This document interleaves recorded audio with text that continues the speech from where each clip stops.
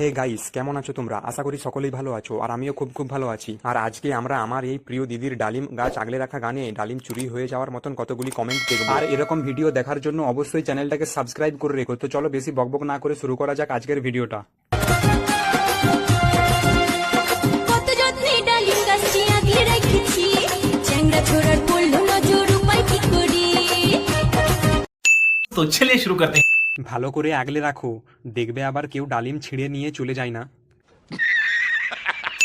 ডালিম আর ডালিম নাই রে, এখন বেদানা হয়ে গেছে।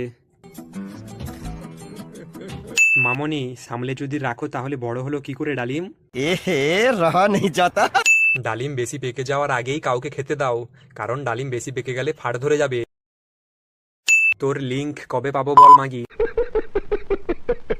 তোমাকে যদি বিয়ে করি বালিশ লাগবে না। समझ रहे हो